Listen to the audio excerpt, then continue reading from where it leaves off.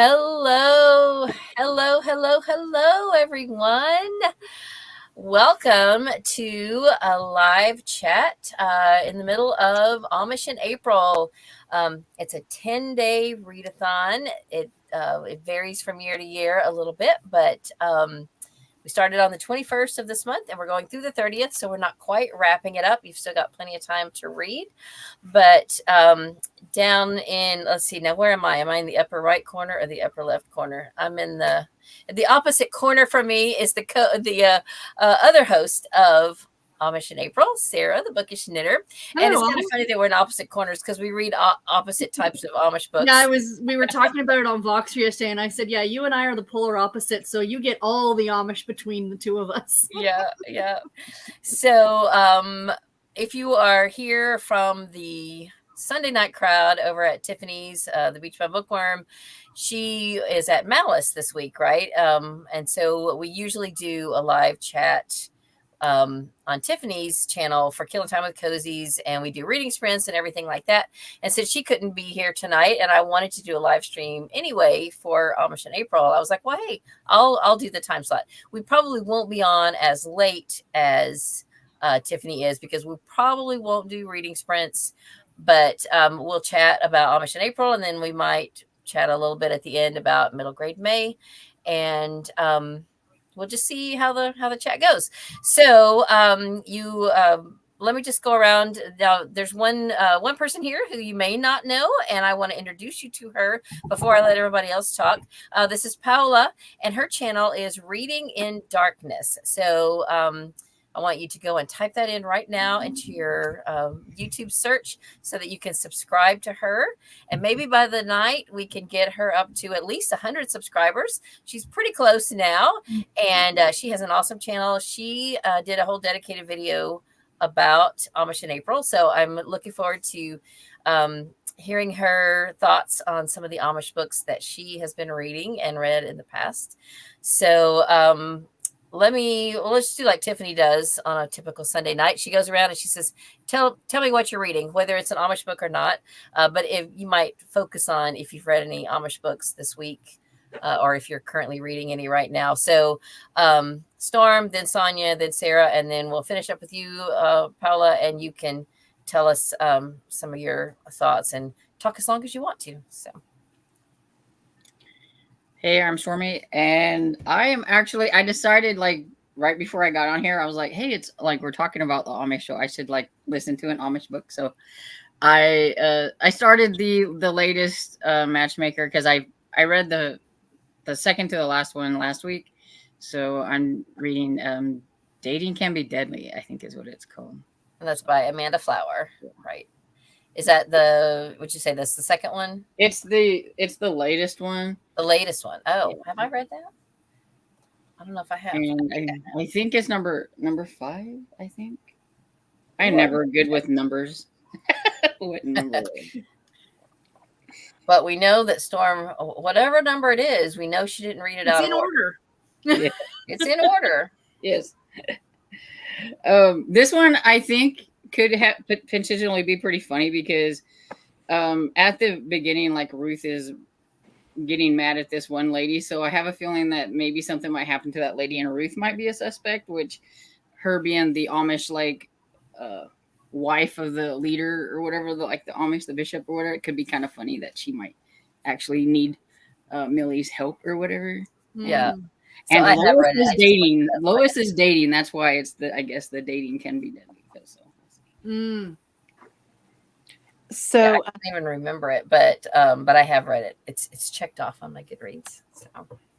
So Storm, just while you still have the floor, tell us about any other Amish books you've read. Is it pretty much been Amanda Flower Amish books? Have you read any other like Beverly Lewis or anything like that? Yeah, the only other Amish books that I have read like recently in like the last couple of years is the Linda Castillo. Okay. Have you just read, how many of those have you read? I think I'm up to number 5. Oh, wow. I wanted to fit one in this month. It just didn't happen, but I know. You got to the tornado one, right, Storm? I don't know. I think the last one was the pig monkey. Yeah, so you got to number 4. Okay. Yeah. So, Paula, in a minute when we get to you, I want you to re-mention what you said in your video about your thoughts on on reading Linda Castillo. Okay, so Sonia, go ahead. I read in April Criminally Coco by Amanda Flower, which is part of the Amish Candy Shop series. It looks like this. It is a novella. It was only 2.5 hours long, and my library said that it is 1.5 and it's actually 3.5. So once I got into it, I kind of had a few spoiler things that I didn't know about yet because I'd only read book 1. So I did really enjoy it. I love that the point of view is not from Bailey. It's actually from one of the other people who live in the community. And I actually kind of liked her point of view better than Bailey's, if that makes any sense whatsoever. Yeah. I really enjoyed it. I have one of my very famous Amish themed books that I have ever read is Plain Truth by Jodi Picoult. I love that book is, it's excellent. It just, as Jodi Picoult always just researches her pants off, and it's so interesting what happens in the story and how the focus in the community, you get to know all of the practices and whatnot, but the focus in the community, you kind of, I don't know, just like Jodi Picoult does, it's like you kind of, you feel like you're on one side, and then you start to go, oh, wait a second, and it begins to that when you, anytime that you mention Amish, I immediately think of that book because I just think it's so incredible. Oh, I didn't introduce myself. My name is Sonia. I'm Sonia with an I. Sorry about that. Now, you didn't just read that this year, right? Did you read any Amish books this year? I just read the Amanda Flower one. I just finished it last week. Awesome. But I didn't. Plain Truth, I read several years ago. I always did Jodi Picoult in the summer because I was on break from school and I could mentally handle it because it's so much. When I was working full time, I couldn't read a Jodi Picoult book most of the time because I couldn't read for 24 hours and start it from couldn't stop. I currently just finished Fried Green Tomatoes at the Whistle Stop Cafe by Fannie Flagg, and I absolutely loved it. I kind of have a little bit of a book hangover. I stayed up way too late. I was just going back and watching some of last week's sprints, actually, because I couldn't remember where she was this week. But I caught the beginning, and I wasn't there for the beginning, and I saw you mentioning Fried Green Tomatoes, and so I wondered how you liked it. Now, it's not my favorite Fannie Flagg. I love it, but of course, my favorite is Redbird Christmas, and my second favorite is Can't Wait to Get to Heaven. That's adorable. But I love them all. I am buddy reading with Laura from Laura Reads, and we're going to read Daisy May and the Miracle Man by Fannie Flagg. Fun. I've heard that that's the most autobiographical of her books. Yeah. That there's a little bit of her childhood in that. Yes. So, all right, Sarah. Yes. I've been in a reading slump since like October, sort of, kind of. But I mean, I'm just not reading the amount that I used to read, right? So I've started and I think I've been more of a, if I'm not liking it, I'm putting it down. I'm not wasting my time. I think that's the state of mind I'm in, right? So I feel like I'm getting nothing done, but I'm reading, just not actually finishing anything. But so I did restart the Linda cast, and I just couldn't. It is violent. I love them, but it is violent. So I am reading right now. I decided to go for something cozy, and I'm rereading A Salted Caramel by Amanda Flower. First in the Amish Candy Shop. It's just so cute, and I like it. I think a lot better on ebook because I can't hear Juliet's voice in my head, and she just gets my back up. Mind your business, lady. I think that's what I like about the Amish matchmaker ones is she's not in it quite as much. Right. But I agree with you, Sonia, that I love that in the novellas, it's from a completely different point of view. I just think that's so creative on the author's part because she is such a fun character, and it's really nice to see. I guess it's a way for the author to do a spin-off without doing a spin-off. Right. To give everyone a voice that's in the community, which I love. I absolutely love. Yeah, I agree. And it's funny because the reasons that you guys liked it is the reasons I wasn't that big of a fan of them. So. I also read The other Amish book I read was the one by Marta Perry, Sworn to Silence. No, that's the Castillo book. Why do they all have the same names for all these murderish Amish books? Well, like the first 3 or 4 of hers, I think, has the word silence in it. It's the first book in the Brotherhood of the Raven series that she does, and it is a romantic suspense. Our main characters are not Amish, but the story is about an Amish boy who supposedly murdered a non-Amish girl, and this lawyer has been sent from Philadelphia to represent him. She was hired by Englishers in the community because they all think that there's no way this kid did this. He's too innocent, he's Amish, the whole 9 yards, and it was really good. So it was like that great balance between like the violence of the Kate Burkholder series and the mystery element, and then with, you know what I mean, but it wasn't quite as graphic. Was it Murder in Plain Sight? Thank you. By the way, my shirt is for you today. I love it. What's it say? If the book is in my hands, I'm busy.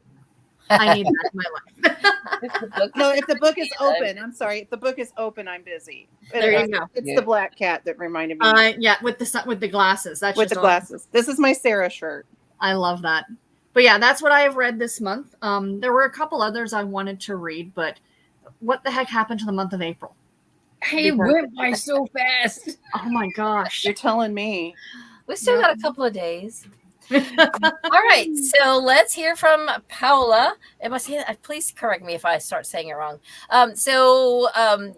For those of you out there watching, Paula's camera, she usually films on her phone, and we can see her in her videos, but she's on her laptop, and so she couldn't get the camera to work. So we can't see her, and she can't see us. So Paula, it makes it fair. Say something, jump in and interrupt.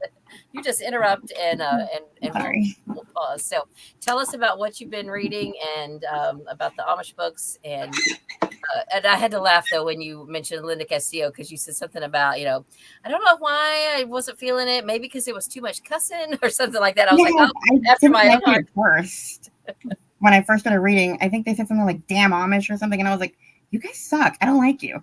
And then I started reading it this time, and I liked it more. Okay. Good. But yeah, I read the first 2 this month, and I read 3 of the Amish candy shop ones. No, 4, because I read Criminally Coco too.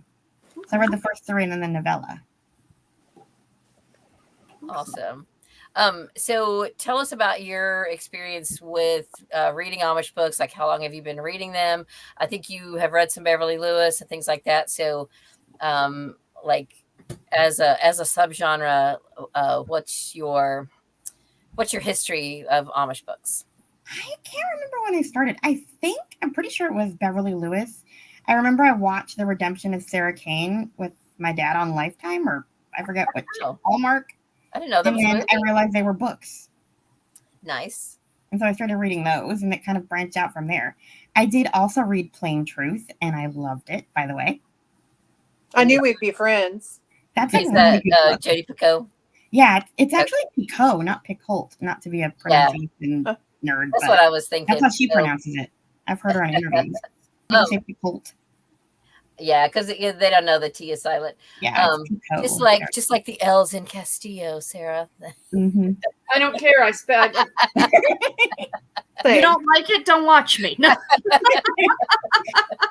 I went back and looked. The only Jodi Picoult book that I have read is "Wish You Were Here," and when Sonia was talking about the research, I've heard that all her books are just heavy, and so that makes sense that you would have to just wait till the summer. If you're a teacher, wait till the summer to read it, where you can digest it.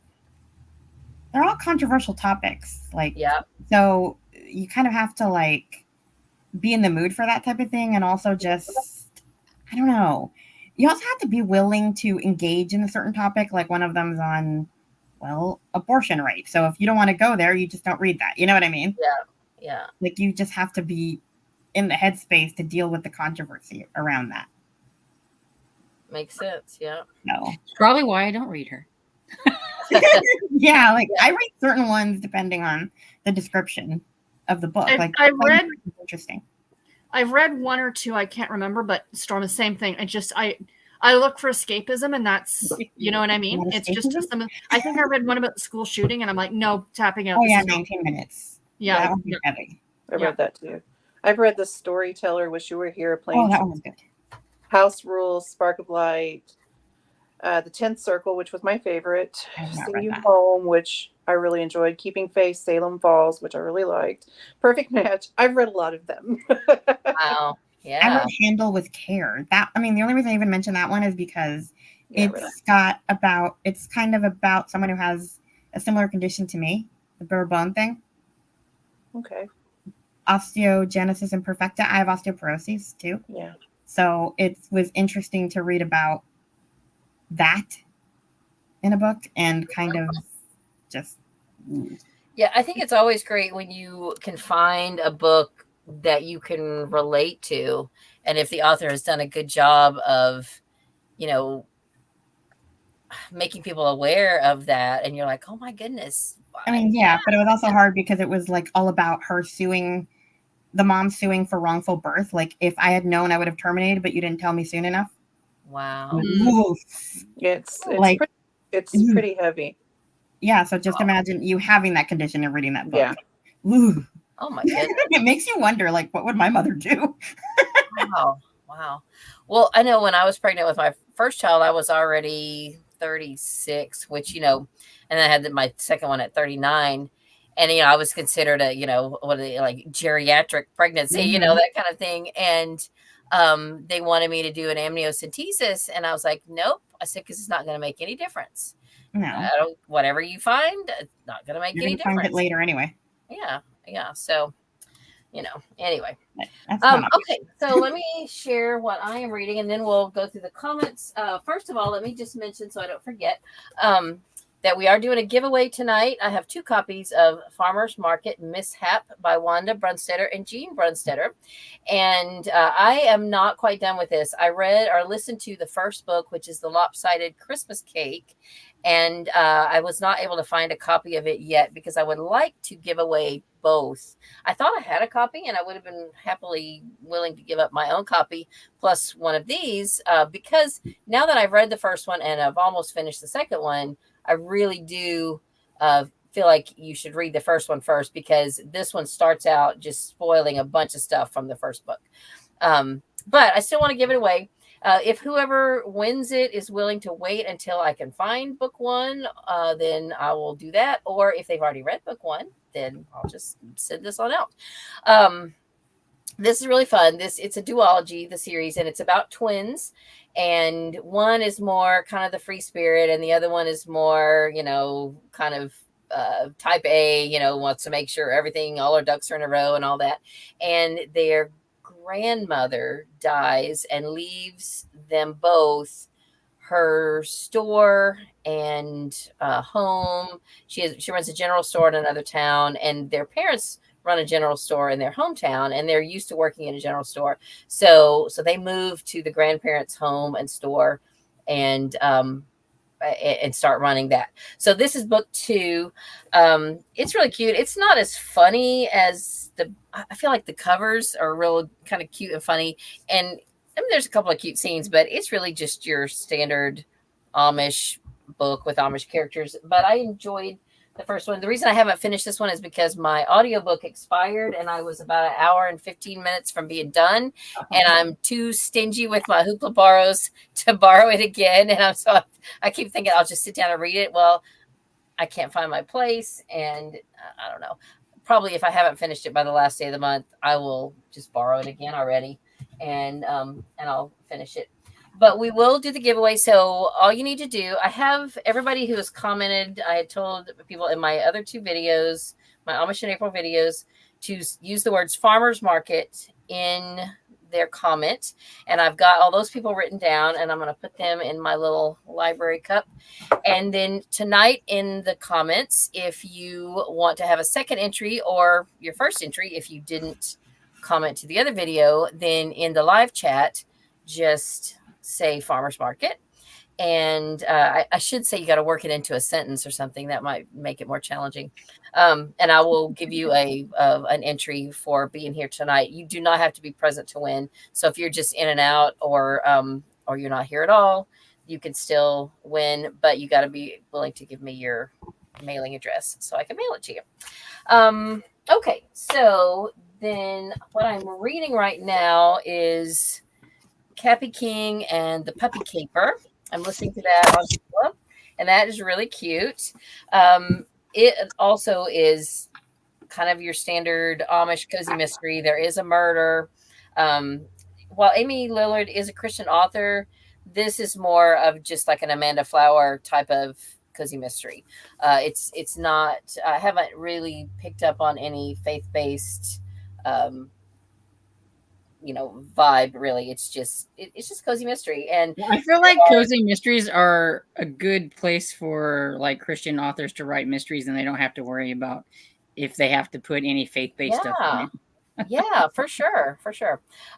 So this is the first one. The second one is something about a pickle. I didn't bring it in. I've owned it a while, but these two I got on my trip. This is book 3, Puppy King, Cappy King, and the Pie Caper. So Cappy, I think they said her actual name is Catherine or Kathy, but maybe her little brother couldn't say Kathy and called her Cappy, and it just kind of stuck. So she's Amish, and most of her family were killed when she was pretty young, and she's kind of been on her own for a while. And she is ironically the cap maker in her community, and so that's appropriate name for her.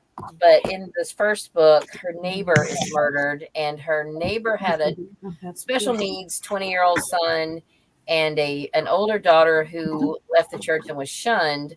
So now her older daughter has to come back and help take care of the son with special needs, and is being accused of the murder.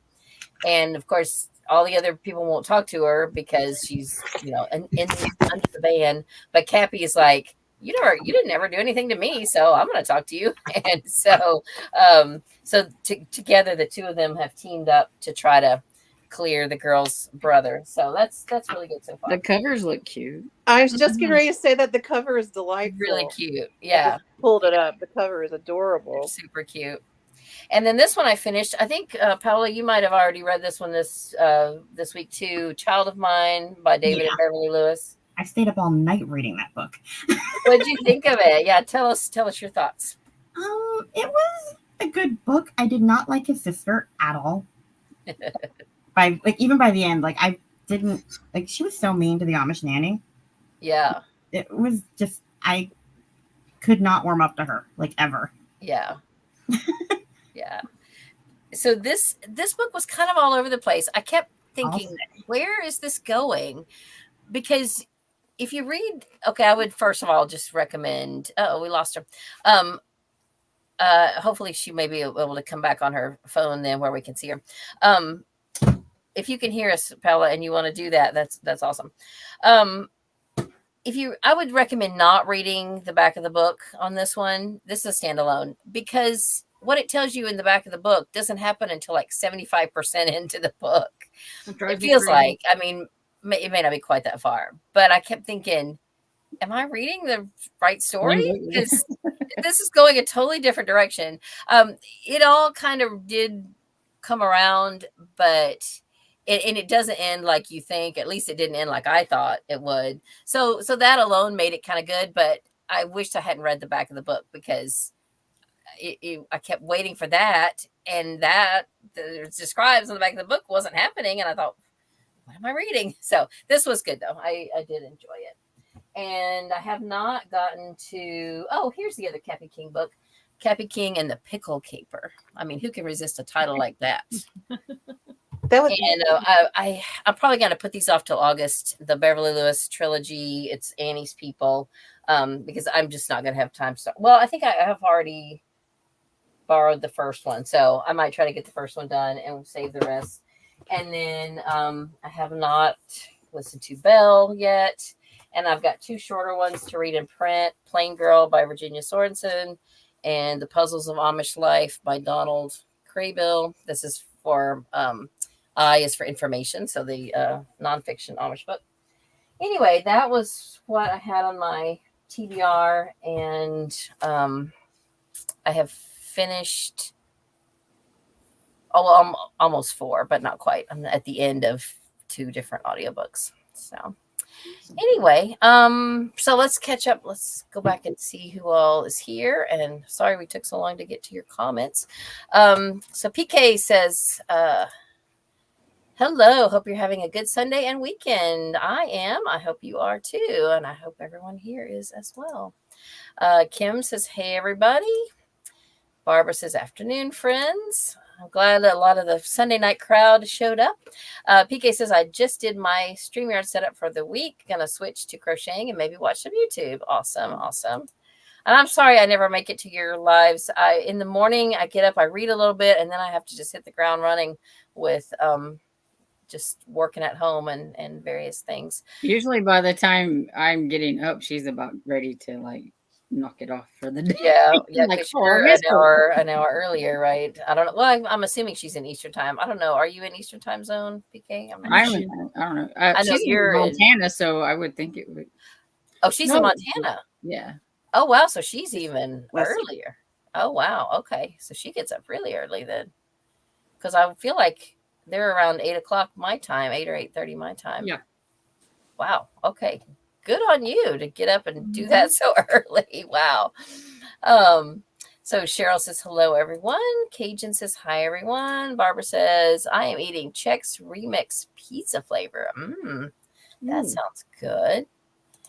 All right, Bookworm at Night. Hello, I don't think I've talked to you. She says, hi, I've never read an Amish romance, so I'm going to check KU for some. Awesome. Let us know what you find.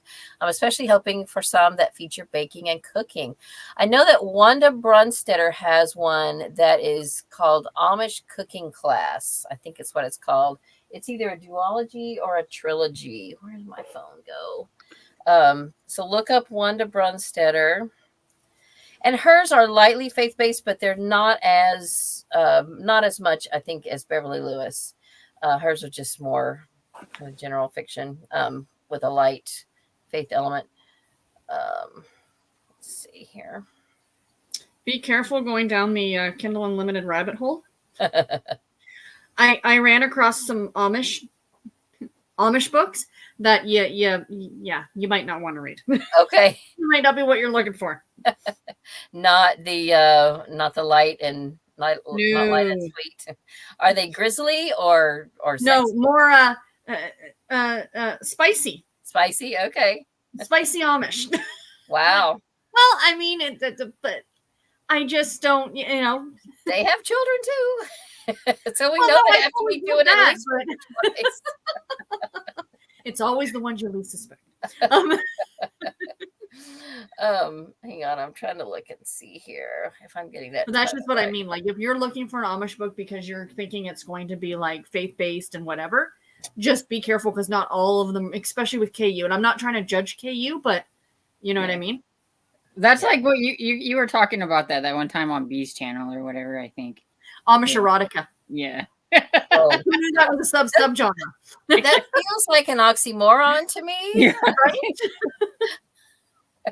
So Well, and I think don't they have some like Amish in outer space or some like they have some weird like. Didn't Steve read something like that last year? I'm trying to think now. I can't remember. For like his like Garbagus stuff or something, didn't he? Right? Things like that. Amish so I found Amish gangsters. Sorry. You talk. I was just saying, I'm just thinking like Amish gangsters, Amish underground. Yeah. Amish vampires. No one's done that yet. Well, see, I was wanting to think that there was a vampire playing Amish, but I'm not sure. I'm almost sure that was a thing. Amish werewolf. And if not, it will be by the end of this broadcast.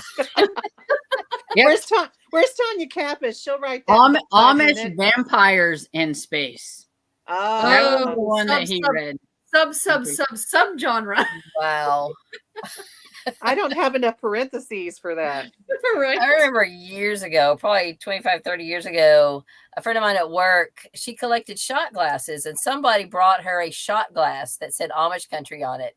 She's like, what?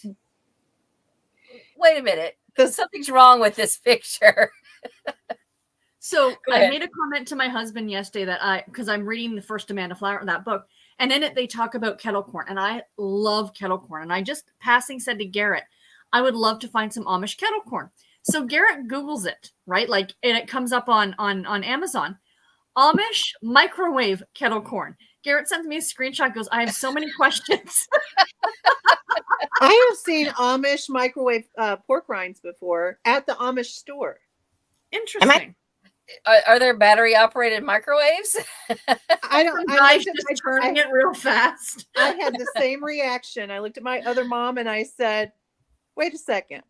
Yeah, this don't pan out." No, I'm so glad that you're back, and we can see you now. Yay! Can you see me now? I'm on the phone. Yes, we can see you. Awesome. If they own a store, can't they have electric though?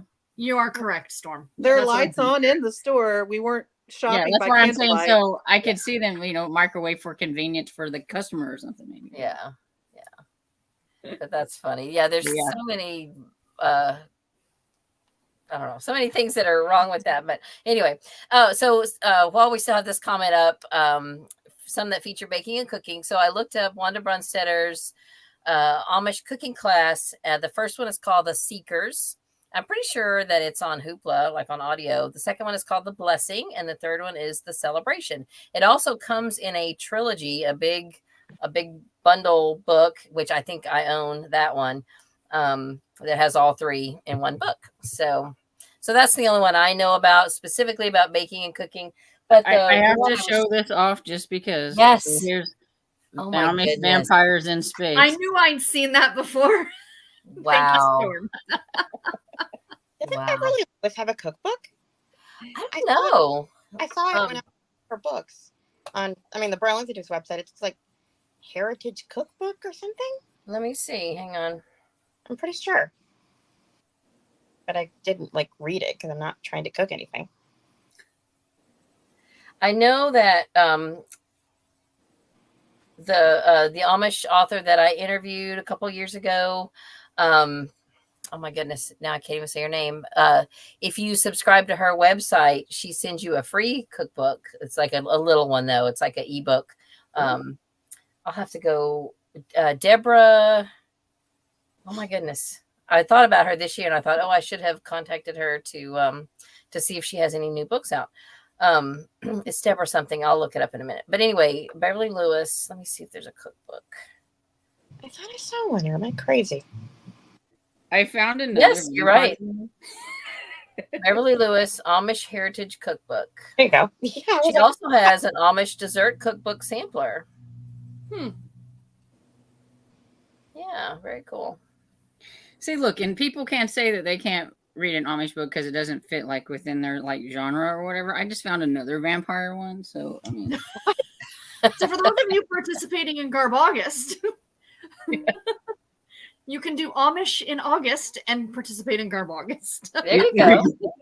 The last couple of that years, one's called the Amish Bloodsucker trilogy. Oh my lands! So Storm, don't read it out of order because you might get confused. I have 7 shades of wrong. Yeah. All right. So next we have Cav. Hello. I've only read one Amish book this month. That's okay. One means you participated. It's The Proposal Plot by Kathleen Fuller. I've read 1 or 2 of hers. I gave it 4 stars. I had a bunch more on hold at the library, but the books have just come in now. So maybe you could squeeze in 1 more. And if not, you still did it. You read 1. PK says, I didn't do any Amish this year. I was a little slumpish in the first part of the month, and then I was grateful to read anything. So I stuck with TBR and Library Hills. Yep, I hear you. I've been kind of slumpish the last little while, partly because I was traveling, but I've just had a hard time getting much read with my eyes. Did somebody want to say something? I have a quick question for you, Elizabeth. Have you read the Sugar Creek Amish Mysteries by Nancy Mayle? That's a guidepost series, and I've read, I think she only wrote the first one and then maybe some farther down. It's a multi-author series. Much like the Patchwork Mysteries. Yeah. Yes. And I've read the first 3 because they're what's on Hoopla, and the rest are not on Hoopla till you get to book 24. But I don't remember them. I mentioned them, I think, in my most recent Amish video that that's a good option for a mystery, but I'll have to read it again. I really like I have this. read some Vanetta Chapman. She does Amish. I forgot. Yeah, she's good too. Agreed. She is good. I really liked the town and the story, but I don't know, I didn't find the main character all that intriguing, I guess, with the Sugar Creek Amish mysteries. But since it's it's different authors in every one, the next one may change as far as it goes. So you might like it better. That's kind of the strange thing about the multi-authors. Like you like certain people's writing style and other ones you don't. And that means the characters are always going to be a little different in each one of them. And it's kind of weird. I don't know. Like I've been reading the Patchwork Mysteries and they seem pretty cohesive as far as going from one to the other. I think these authors get together in like a big meeting. Yeah, I was going to say they have to like talk about it. For continuity, I would assume that There's they have probably to do a series Bible or something like that they have to adhere to. Probably. It's like I have to read all of this before I can start my Well, that's what they do with Harlequin, because Harlequin does that a lot. They do multi-author miniseries, and they all talk to each other, get together. They have Facebook groups, WhatsApp chats. Would your character wear this color lipstick? Like, it's a whole thing.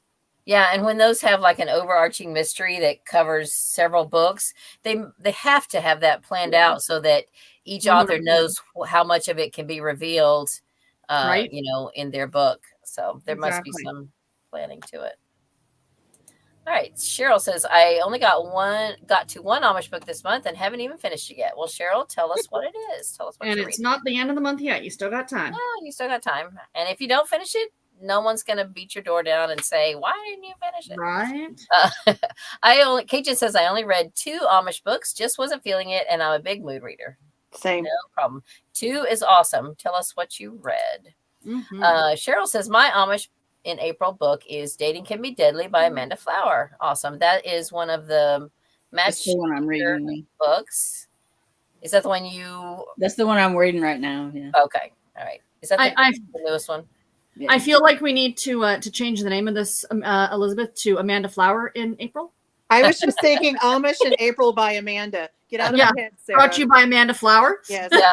We can give her the bingo for the night, right? Right. I'm caught up on all of her Amish books, so I didn't have any Amanda Flower books to read. Birdie and the Books, Alicia says, hi, everyone. Hello. Ooh. Allison Wonder says, hi, everyone. Katie here. I read the first 3 in the Amish Candy Shop and the first in the Amish Matchmaking series. Good job. So what made you stop with Candy Shop and read Matchmaking? Is that the publication order? Or did you just want to? Could be, maybe. I think so. Because I didn't know about the Matchmaking series until I was already pretty much done with the Candy Shop. So I just went ahead and caught up with Candy Shop before I started Matchmaking. But I would approve of that reading order if that's the publication order for sure. Not that you need my approval. Hello, Amber. Hello from my creative corner of creation. And she says, I haven't read any Amish books in forever. Just wanted to come on and show y'all some love, though. Thank you so much. We're always great to see you. And Melissa says, Barbara, does the pizza Chex... Oh, so Melissa says, Barbara, does the pizza Chex Mix remind you of pizza or tacos? Is it a taco flavored? I don't know. It's supposed to be a pizza Chex Mix, so maybe she thinks it tastes like tacos instead of pizza. Okay. Curious. She says pizza, but like the taco one too. Oh, so maybe there is another one that's taco. I don't know. Now I'm getting hungry. I'm not up on my pizza. I'm not up on my Chex Mix. Okay, here's our first entry into. Oh, hang on, I went off. Where did it go? Farmer's Market Mishap was one I had marked to read, but then the mood wasn't willing. LOL. All right, so Cajun, I'm putting you down as your entry. And she says, didn't realize it was a series, so probably best I didn't read it and missed book 1. Yes. So now let me ask you, do you want me to put you into the entry, or do you already have access to a copy, or do you already have a copy? So let me know. And if I can find the first one, I am going to include that before I send this out, because y'all know I am notoriously slow in getting books sent to people. So give me another couple of weeks and I should be able to find it at the first one and then send them both together. All right. Kim says farmer's market. Kim, you didn't work into a sentence, so I'm not counting. I'm just kidding. Well, I will tell you that our farmers market this weekend, we have a festival every weekend. So it's blues and barbecue weekend. And so you can't get downtown this week because of all of the... I'm putting you down for an entry since you worked it into a sentence. Purposeful. Well played. Well played. Well, Good job. All right.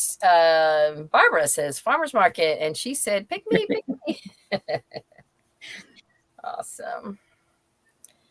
Kim says, I've got 2 Amish to possibly read. Murder of an Amish Bridegroom. Who is that by? Or Amish Love Letters, which is That's Patricia Johns. Okay. I've read Amish Love Letters, I believe. Is the Amish Bridegroom one? That's a new one, ain't it? Like a brand new. That's the new one. Yeah. Tiffany read it. Okay. Okay. Did she like it? I think she did. She said she gave it 3 cups of coffee, I think. So it was enjoyable. She didn't love it, but it was an enjoyable enough read. Okay. Good deal. All right. Cheryl says, I tried reading Cappy King last year, but it wasn't my cup of tea. Fair enough. Cappy wasn't her cuppa. Yeah. I can't be entertaining all the time. Well, Paula, this is probably one of your subscribers, or maybe not. Toto Route. Totoro. She says, hello, Paula. Hi, that's my mom, former boss. And she says, she also says in her next comment, I love your channel, Paula. Please give her my shout out. We have And Madeline says, hi, everyone. Sonia, I really enjoyed your vlog. Thank you. Yeah, I posted my first vlog. I was very nervous about it, but people have been very kind. So thank you, Madeline. I appreciate it. That was my grandmother's middle name, by the way. And I've always loved it. If I would have had children, that would have been their name. I'll have to get over there and watch that. I have not started editing my vlog stuff from my trip because it's a lot of footage, and I got in here to do it, and my computer and phone were so clogged up with old stuff that I needed to deal with, like color guard footage from last year's Ohio trip. And so I've been putting that stuff together into videos onto my private YouTube channel and sharing that with my daughter so that, because it was for her that I did it. So, and I was showing it to my husband last night and some of that stuff. So that's what I've been working on, and putting together just like some of our private videos just to get them off the computer, because I know that if I had sat down and tried to upload all this footage from the current trip onto the computer, it would have probably said, nope, we're full. Nope, not happening. Well, I did all local little libraries, but I didn't get to catch the farmer's market. You just get one entry. She's like, darn, I'll try it again.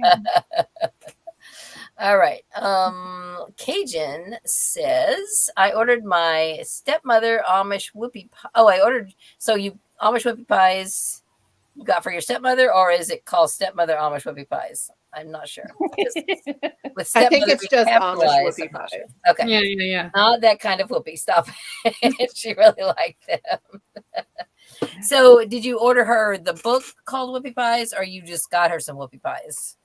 Yeah, see, that's what I was trying to figure out. If that's what it was like. They always sound so delicious. I would love to try them. I know. They are very good. Very good.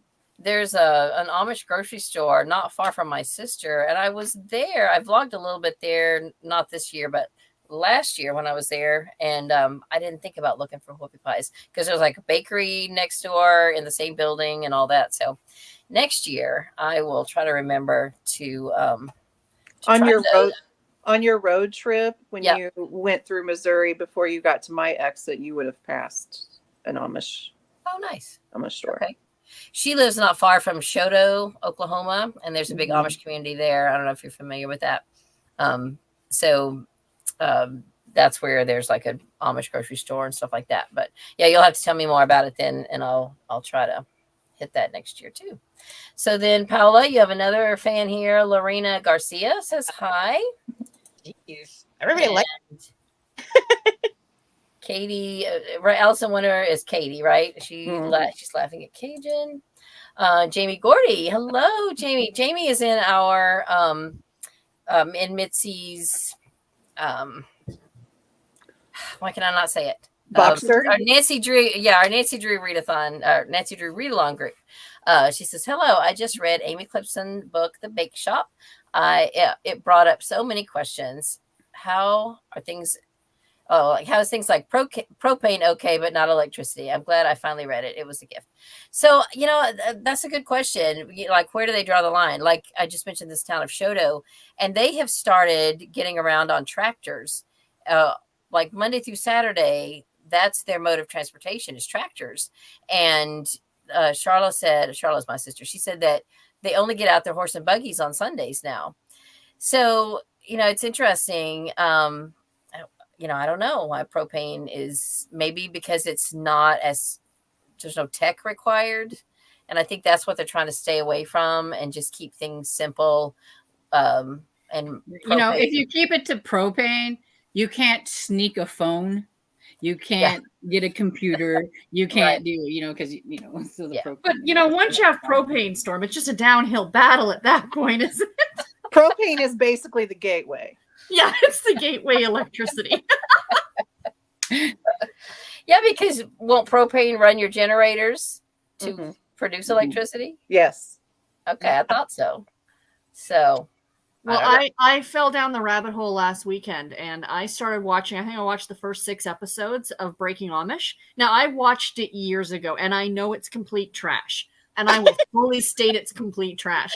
But I'm watching this and there's a Mennonite and she's like turning on the radio and I'm like, I don't think they're allowed that much electricity. Mennonites can. Mennonites is more like Baptists. And that's what I said to Steve the one time. I'm like, see, I could be Mennonite because I could charge my Kindle. Yeah. But there's I love that you base your religion and your beliefs on, can I charge my Kindle? Sonia, this is my religion and beliefs, okay? I meant that in no insulting way. I just thought I found that funny. Right? Like, oh, look, I could be Mennonite. All right, so Cajun has the idea. Nora November, Debbie December, Amanda April. Amanda April. So that could be a sub-readathon within the Amish in April. You could just do Amanda. Well, it's already given me an idea for next year, Elizabeth, so we will talk. Fair enough. All right, so then Katie says, Tiffany recommend reading them alongside each other after book 3. So I'll have to go back and see what she was recommending. The Amanda Flower reading the first 3 in the Amish candy shop and then going to the dating. Okay. All I know is don't read, I think it is book 3 and the Amish Matchmakers before you've read book 7 and the Amish Candy Shop, because there is a big spoiler that way. Okay. Other than that, I don't think, any of the orders really, because I think you get introduced to like the character that's in the Amish one, like in the candy shop, but it's not like spoilery territory. Or don't trust your library that tells you it's 1.5 when it's really 3.5. That.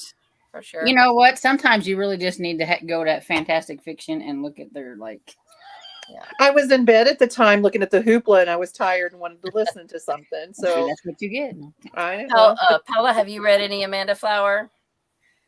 Yeah, I read the first 3 Amish candy shops. You said that. That's right. You said that. And then I wasn't sure about Matchmaker one. That's what I was asking. Too. Yeah. Like, do you read those in the middle, or do I wait to finish all of the other ones? The Amish character that's the spinoff is in the Candy Shop series, like in one. But I thought it was book 4, but it could be book 3, and that's where she gets like the spinoff. But it's not like spoilery or anything. It's just she's a character, and you could probably look up publication order and figure out exactly what order to read them. Because I thought it was after the Easter one, the toxic coffee. See, I didn't know about Matchmaker, and I read most of Candy Shop before I started Matchmaker, and I was fine. But if you wanted to dip into Matchmaker earlier, you can. But I don't know if it's after 3 or 4. I'm pretty sure it's 4. What? We didn't hear you. Oh, I said I want to rush through those before Audible takes them away. Oh, right. Go away May 7th from Audible Plus. Do you have access to Hoopla? Does your library have Hoopla? But it's not very blind friendly. Oh, right. But for thing that You have to pass to get through to the catalog, and the program on my phone doesn't read it. So Hoopla has been problematic. Oh, that's too bad. So, yeah. For like people who like me who like doesn't want the spoilers, because I know there's some that can read out of orders and the spoilers won't hurt them. Thanks, or Storm. anything, you know, you can like, I don't like it. Some people I know. Some people, which we won't going to name names, but we'll just point in their general direction, right? I'm struggling over here. There you go. But yeah, I would read like at least the first 7 Amish Candy Shop and then go to the Matchmaker one. The first 7. Then you won't have to worry about the spoiler part. There you go. Paula, thank you for reminding me that Audible is almost up. I appreciate that because there's a bunch of stuff leaving like May 5th or 7th or something off of Audible Plus, because I got that notification about a few things. We didn't hear you. What? Oh, that Beverly Lewis seems to be safe still. Oh, that's good. Hers don't seem to be going away. That's good. All right. So Cajun says Melmac posted a reading order picture from Amanda Flower last year in the Discord. Oh, good. Is it still there? It's probably there, but buried deep into in Melmac's Discord group. Awesome. If you need access to that, let us know and I'll message her, or one of us can message her to, post a new link like in the description of. Maybe we just could send it to us, and if she'll send me a link, then I can put it in the description of this video if anybody needs it. All right. Kim Nelson said, I had just posted my farmer's market right before you said to work it into a sentence. Okay, good. Yeah, probably had seen my video where I said to do that. Awesome. Good evening, all. Sorry to be the. I know what you meant, because I said you could work into a sentence, and she did. That's right. No, it's fine. I was just messing with you, Kim. It's all good. Grandma Susan says, good evening, all. Sorry to be late. As Tiffany says, you're never late, but I'd never believe her when she said that, because I'm always late. I grew up being late, so. But it's fine. You're good. Kim says, I am favoriting. Oh, I like that word. Favoriting a bunch of Amish books on Hoopla. I love that. Good deal. And Katie says, Lizzie, did you have a nice visit with Mitzi? The video looked very fun. Yes. I've got to get my footage done. So in some footage I shot on my camera, we were comparing after we went to Second and Charles who had the biggest stack, so it was fun because we first went to a Salvation Army and I got one book and she walked out with a stack, and I'm like, it is rare that I have been with anyone who could out bookshop me. Did you enjoy the book stack in Springfield? I don't think it was it open? The book stack or bookmarks? The bookmark. I'm sorry. Bookmarks. Yes. Bookmarks. Yes, that was a really cute store. Very cute little store. Yeah. Kind of boutique-y. And they had a little clearance shelf in the very back, and Emily even found some Barney videos on VHS that we got.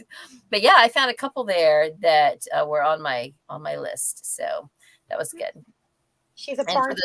For those of you who don't know, Bookmarks is a little store downtown Springfield, and the owner's mother is in my book club locally here in Florida.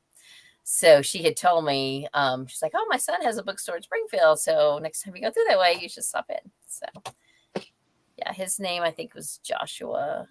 He has 2 cute, wonderful, little lovable cats there. Yes, one was asleep. They're in the video, but one was just all over me, and he said, wow, that's the one that's usually standoffish. And I was like, I didn't say it out loud, but I was like, cats know cat people, they know.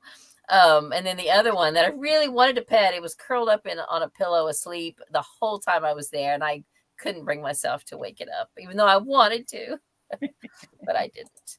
So Beth is here. Beth, do you want to come on? We got one more spot if you want to come in. She says, sorry, I'm late. I got caught up working on Shakespeare critical analysis. She's such a teacher. Sounds like so much fun. And such a doctoral student, right? Right. Always doing all the academic things. But I put the link in our Voxer, so hopefully you can find it and come on if you want. Cajun says, hey, a fully charged Kindle is a blessing. So Hallelujah, Cajun. So Beth says, Fiona and I read Elizabeth Penny's Humble Pies and White Lies, which is number 8 in the Amish Inn mysteries. I intend to read Amanda Flower this week. So Amish Inn, is that the Annie's series? I think Annie's publishing company has an Amish Inn series, and I think they're usually multiple authors too.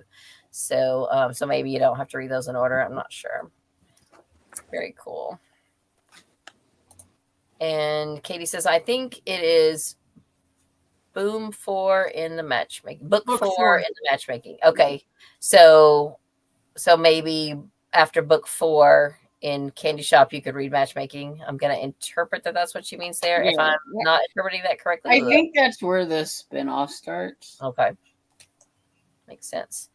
Jamie says, yes, we have a whole home generator that is powered by propane. So, yes, I would like that they wouldn't be that different. I would like to think they wouldn't be that different, probably. LOL. Lizzie, it was neat to see you visiting Mitzi. Yes, that was so fun. It was really, really fun to see her. I didn't get there in time for lunch. She had invited me to get there for lunch, but Sonia can relate that I was late getting there by a couple of hours. We still had time to, and for those of you that don't know, I was going to see Sonia too, but it was midnight 30 when I passed her exit. And I was like, it was a little too late to stop, and I knew it's a little too late for a visit. Yeah, a little too late. I knew that if I waited there, I would be late getting on down the road. So I just spent too much time in Springfield is what happened. Somebody was book shopping too much is what she's saying. Right. Without saying I see where, like, chopped liver, whatever. Not bitter. Not even a little, my dear. No. Oh, I am sorry. No, it's right. Okay. She says, sorry, book 4. Oh yeah, book 4 in the candy shop. Yep. We got you. We figured out your meaning. Tiffany wasn't sure when she recommended it, and I was too lazy to research it. No worries. Yep, I hear you.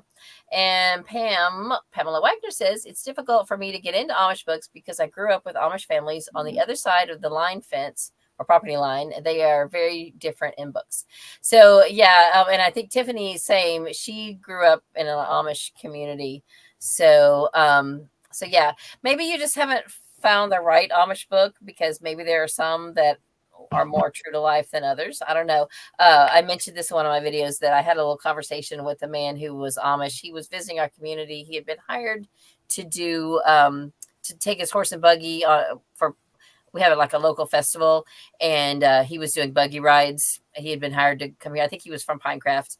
And so he was here for maybe a week, and he showed up at our church because Baptist church was, I guess, apparently the closest thing to Amish. So he came to church, and I was just telling him, I was like, yeah, I read some Amish books. Do you have any opinions about those? Do Amish people read Amish books? And he was like, well, I think some are probably true and some are probably not. So, but he didn't actually admit to ever having read any, but I don't know.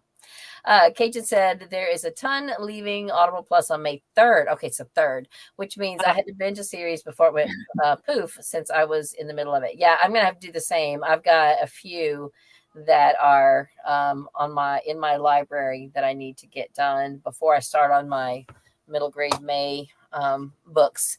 I can just see it now that Elizabeth's wrap up for April was like, I read 50 books and half of them were at the last 3 days. Well, I mean, it kind of works out good that it's May 3rd, because I definitely by May 4th, I want to start on Star Wars books. May the 4th be with you and all that jazz. Yeah. So I could just go ahead and read all my Audible stuff up through May 3rd, and then start the rest, start clean on May the 4th with Star Wars books, because that is what my focus is going to be for May. All right, got one more comment, and then we'll go back to chatting. Oh my goodness, Beth is here. Hello, I just looked down and saw you. Hello. Let's see, the last comment here is from Anita. She says, hello everyone, just stopping by and booping the like button. Thank you. I will see this later. Love you all. See you soon. Awesome. Thanks, Anita, for coming by. So Beth, tell us what you've been up to, all the academic stuff and everything.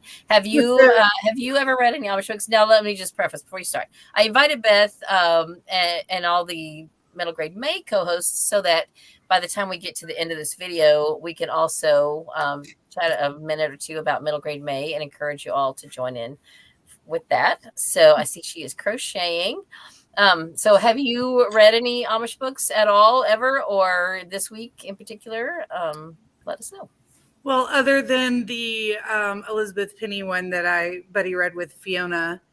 Oh, that's right. I don't think I've read any other ones. I have several, like the Amanda Flowers series. Like I have them ready to go. And this has been an absolutely ridiculous week. And I have barely gotten anything done. Melody Raylan had the tummy bug last weekend.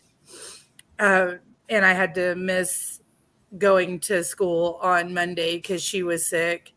By Wednesday afternoon, I had an interview and was starting the tummy bug. Woke up with like sinus infection, tummy bug, congestion, blah, blah. I wasn't reading anything on Thursday is the point. And then I went and got the girls from school and had them all weekend. So my reading has gone.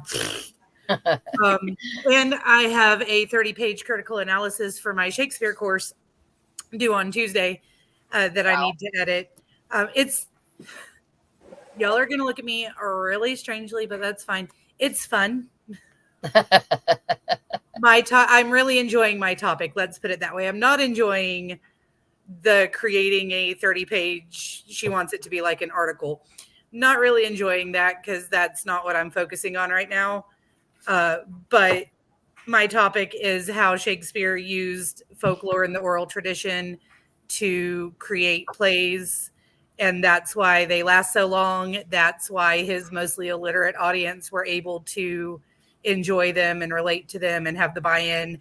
And through those, he like helped inform change in society. Where I don't get into that in the article. I'm just getting into like he used folklore. I'm enjoying it immensely. And people always give me this look. So you academic types. Yeah. I'm gonna say, academic types, they like that kind of stuff. Yeah. I think it's intriguing, honestly. And I couldn't agree more. I mean, it has stage presence and time lasted because it is oral traditions that have brought him to the stage. So I find it very interesting. It is so interesting. And one of my favorite things, we did peer reviews this week, and both of the people who peer reviewed the part of my analysis that I had done, both of them were like, when you said, your works cited page had Martin Luther's 95 Theses and blah, blah, blah. And I was just so confused as to how you could include chivalry and Martin Luther into this folklore thing. I'm like, it is literally all connected. Oral tradition in 16th and 17th century, everywhere, religion was oral tradition. Mm-hmm. It's their Audible. Yeah, exactly. But you didn't need a membership.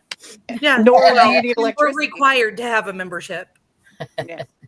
You didn't have a choice. Do you know Paula? Paula, do you know Beth? This is Beth from Soul Stained Ink. I don't know if you've ever seen actually. her. I don't think so. Hello. Awesome. Yes. Her channel is Reading in Darkness, so you can go check it out. She did a whole dedicated video about Amish in April and has read a lot of Amish books. So I thought let's have a new friend at the party. Absolutely. Elizabeth, I hate to do this, but I do have to jump off here. Okay, I'm going to do the drawing and we can go. But if you got to go, you are fine. Yeah, Pamela says, "Did you miss one of my posts?" I don't know if we did or not. I looked all up and down and I can't find another post by her. So all right, it could be a YouTube thing. Tell us what you want to tell us, because sometimes YouTube hides things. Was it an entry into the drawing? If that was it, let me know. Yeah, sometimes if you use the word giveaway or something like that or whatever, it will hide the comment. You see that a lot in other videos too. Yeah, so just say farmers market. I'll tell people don't actually use that word for that reason. Because I went all the way up to the top and I didn't see anything. So. Yeah, I see. Let me look and see if I see anything. But Sonia, she's gone. I was going to say, I'll let you know if you win. And Sonia, if you can still hear us, thanks for stopping by. So wait, who am I looking for? Pamela. Okay. Yeah, I don't see it either. Pamela, it's weird, but I have had like sometimes I've been on live streams with people and I will see it, but then the host doesn't see it, or or nobody sees it, and like I said it, I put it in. It's happened to me whenever I've been on live. Somebody like, you missed my, and I'm like, oh, I'm sorry. Yeah. So okay, let's do this drawing. I guess I could get Emily to come in and draw, but I don't know how she's dressed, so I'll just do it. Y'all can see I'm not looking. It's all on little pieces of paper. It's old school, old fashioned, just like the Amish. Just like the Amish. Yeah. All right. The winner is Christina Heckman. 597 is her channel. Christina Heckman. I think Christine, not Christina. I think she is one that commented to one of my videos. So Christine, nice. If you're watching this, you are the winner. Let me just for now draw out an alternate, because actually I have 2 copies, so I could give away both copies. But in case for some reason I can't reach Christine, then I can send it to another person. Oh, let me not look.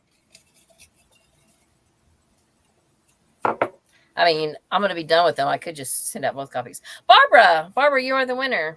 Hey, Barbara, if you're still here. So you're actually the second winner, but we'll just call you the winner because I have 2 copies. So you get one too.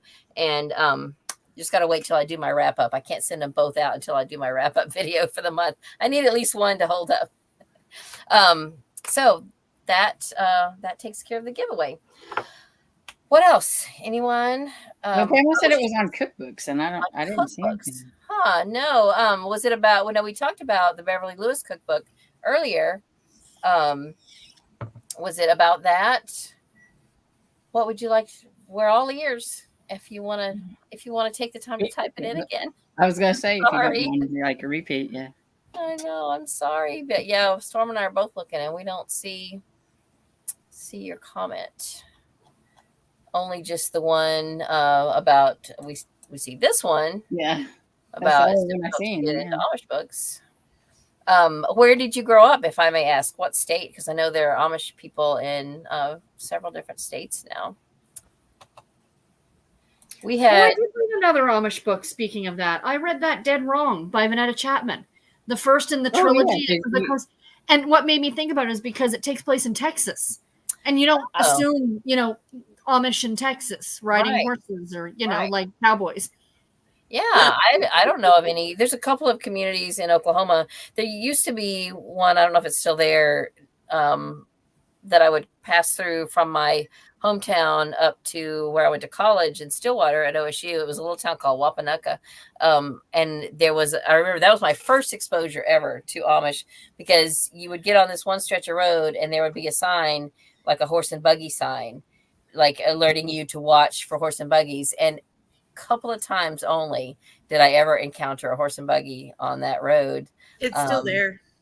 Is it still there in Wapanucka? Yeah, awesome. It's somewhere near Tishomingo. Upstate New York. When I drove through one area of upstate New York towards Vermont after I crossed the border from Canada, I went through an Amish community. I can't remember exactly where. But I remember I turned the corner and it was like, these little kids were outside playing. Clearly you could see that they were Amish, right? Yeah. And I slowed down just to make sure that nobody darted out or nothing happened. And I had my window down because it was the summertime, and the little boys, I like the color of your car. It's the bright orange. I'm like, thank you. Cute. We have a huge Amish community here in Ontario. Really? Towards, if you drive from where we are, if you go towards Detroit, that part of Ontario, it's there's a huge Amish community that way. Canadian Amish? Canadian. They walk around saying "a" and yeah, you could just say Canadian Amish. Canadian Amish. leave out the end. Canadian Amish. That's right. Fun. Yeah, I did not know that. So. Well, there was that book series. Was it Patricia Johns who did it for the Love Inspired line, where it was the Amish and PEI in Prince Edward Island? Oh, really? I think it came out last year or the year before. I think there's 3 or 4 books in the series. It's super cute. Nice. And it's Prince Edward Island. So, It's Patricia Johns. Let me look that up real quick. I need to add one of those. Johns. It's. Oh, let me see. I read one. I think. Give me a title. I keep thinking that there was one that came out last year that you were going to read, but you didn't like it. Yeah. The Nanny's Amish Family is one by her. Yeah. Redemption Amish Legacies is the series. Is that the same series? I don't know. I have to look. There's like 5 in that series. The Nanny's Amish Family, Precious Christmas Gift, Wife on His Doorstep, Snowbound with the Amish Bachelor. I have that. They all sound the same after a while. Yeah, she's got some others too. It looks like Patricia Johns writes Amish in a bit. Go ahead. She's got a lot. I'll see if I can find it. Yeah, I didn't absolutely love it, but that was only the first one. So I'm, if you're interested to try the rest of them, There's one called The Preacher's I'll Son. find it and I'll let you know. And then Amish Country It wasn't Matches. Patricia Johns. Okay, let me see who else it would have been. Wasn't it Joanna something? Joe. Oh. No, that's not it. I'll find it. Give me a minute.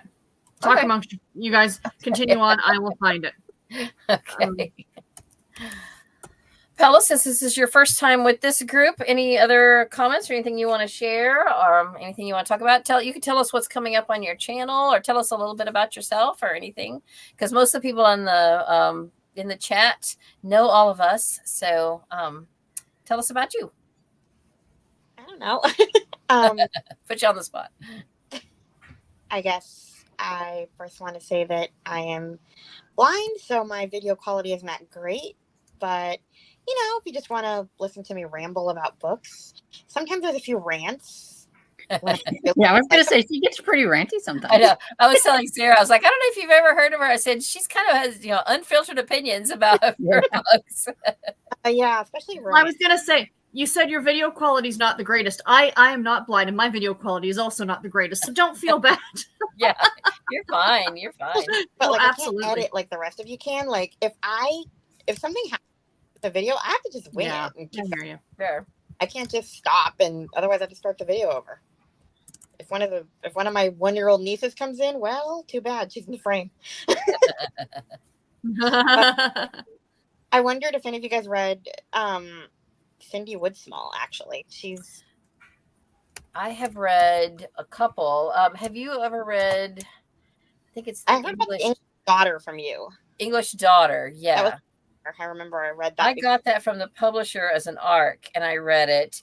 Yeah. And so tell me, before I tell you my thoughts, did you read it yet? Yeah, I read it last year. I actually talked about it last year. So did you think it was kind of predictable? Hold on.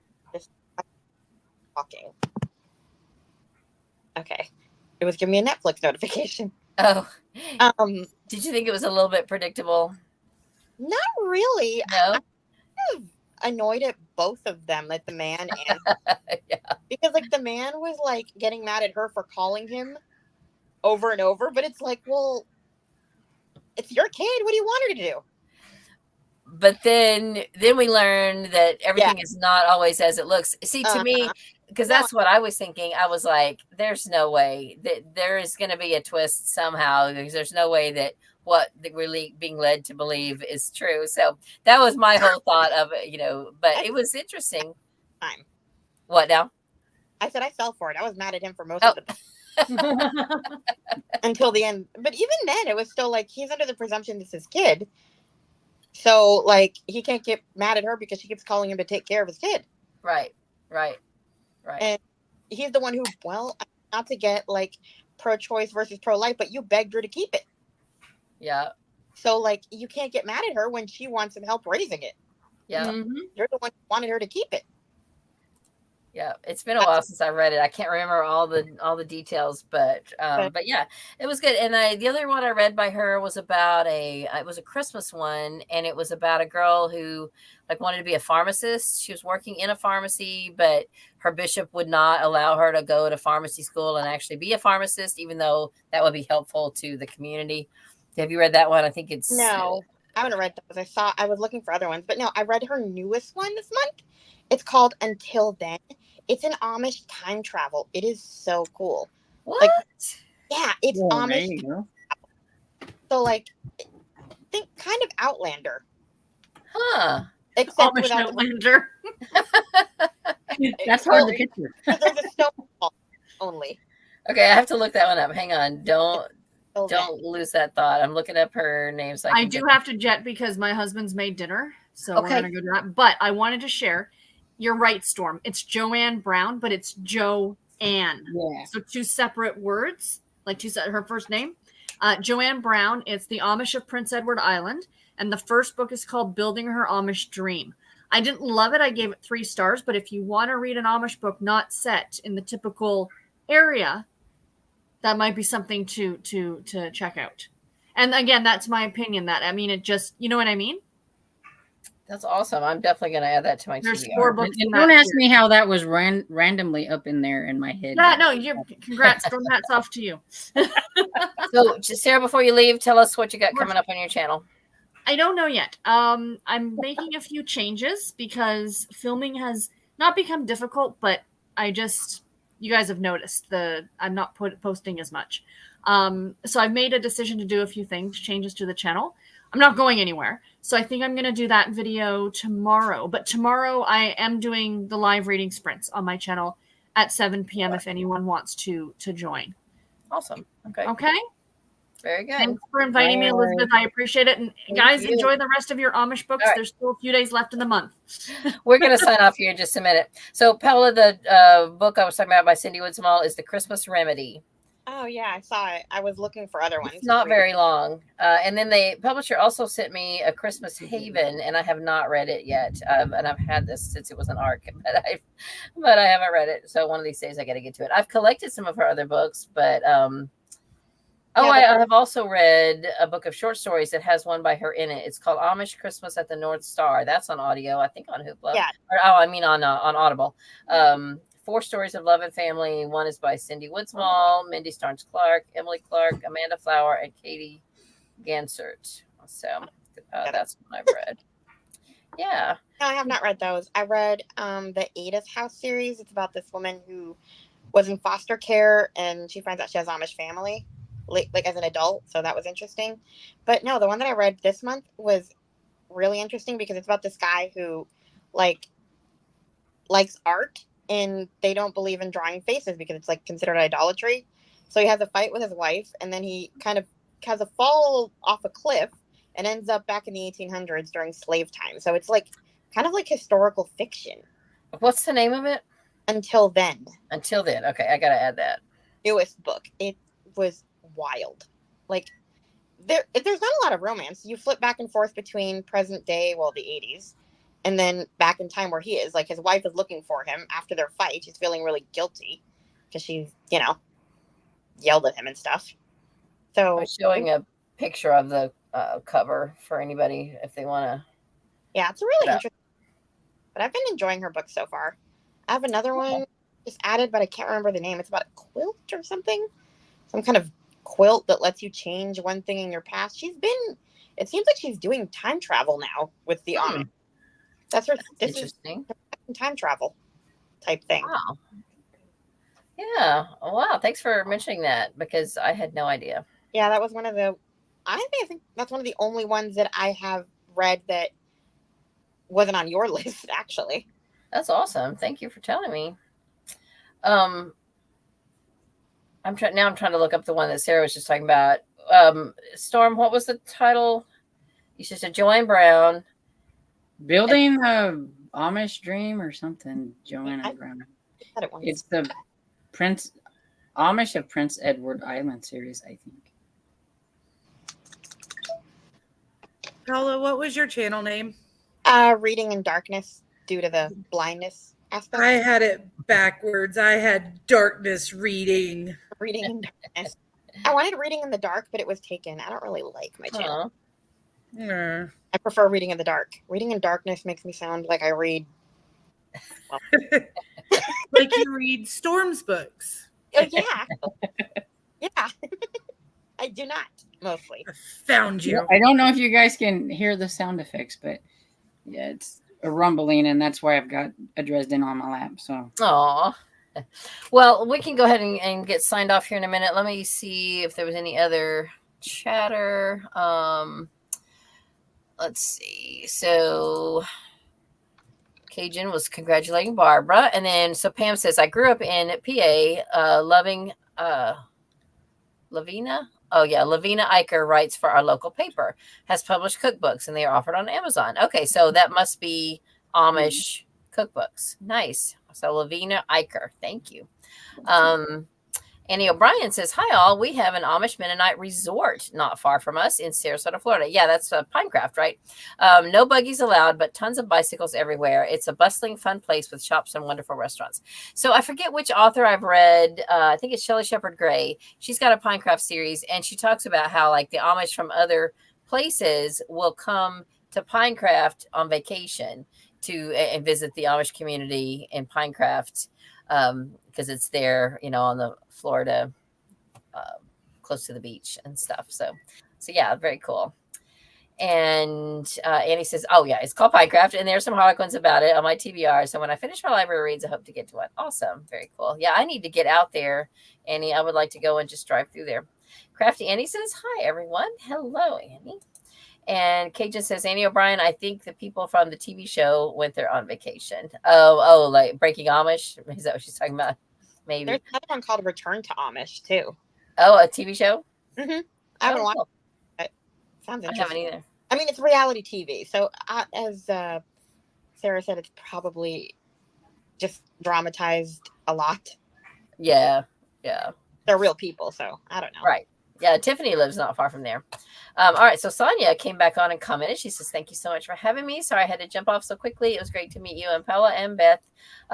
She said, it's great to meet you, Paula and Beth. Hugs, ladies. Yeah, Sonia is awesome. She just kind of joined our Killing Time with Cozy's group within the last year, maybe 6 months ago or so, and she has just been a really fun addition to the group. Dresden, is she okay? Sorry. Is Dresden okay? Aww. Scared of the storm. She doesn't. Yeah, poor thing. And Cajun says, I'll have to check that out. Oh, Annie says to Cajun, I'll have to check that out. So, all right. I think we are done. We're caught up with the chat. Storm and Beth, you want to, and Paula, did you get to say anything you wanted to say about what's coming up on your channel? I mean, just your typical thing. My book wrap up is coming up at the end of the month. Nothing else new, probably a new TBR. One thing you do that I haven't really seen any other people do is tell what you've added to Goodreads each month. Oh, yeah. And so that's kind of fun.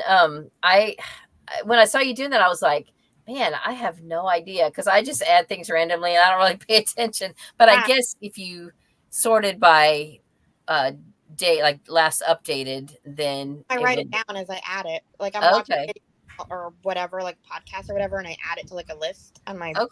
But yeah, just because I can't do book hauls, I can't, you know what I mean? Right. So what else would I do besides that? Makes sense. Like I can't hold up books. I mean, I could, but I don't have any. All my books are digital. That's great in that department. Right. But yeah, no. The other thing I was going to mention was that Sarah mentioned this author last year. I don't know if you heard of her, Cheryl Williford. Yes, she has written a couple, I think, that are set in Pinecraft. I know, and I really want to read them, and I can't because they're not on audio. Doggone it. And they sound really good too. Yeah, I have one, at least one of them, but I haven't read it. Yet. So yeah. Sarah was talking about them last year, and I've been like hunting for them ever since. Yeah. Oh man. But I know. Nothing really particularly special coming up. Just wrap ups. I do these other videos sometimes. Questions I always wanted to ask sighted people. They're not book related, or just like funny happenings of a blind person. I have a whole like playlist of just blind people videos. Oh, fun. I subscribe to a girl who is legally blind, but she does have some vision, and her name is Casey. She started out with a Booktube channel called A Basket Casey Reads. And do you know her? But then she kind of stopped doing Booktube because she also has a channel about being blind.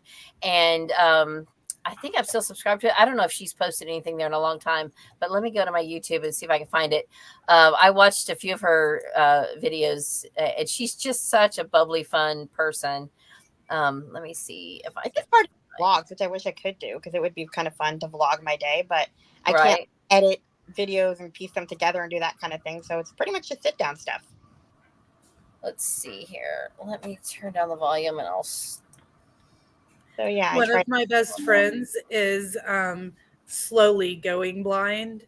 Oh. And she has recently started sending me Snapchats where she's like, hey, I can't remember what shape this is supposed to be. Or like, hi, not blind person. Could you help me? What is this? And it's, we laugh a lot.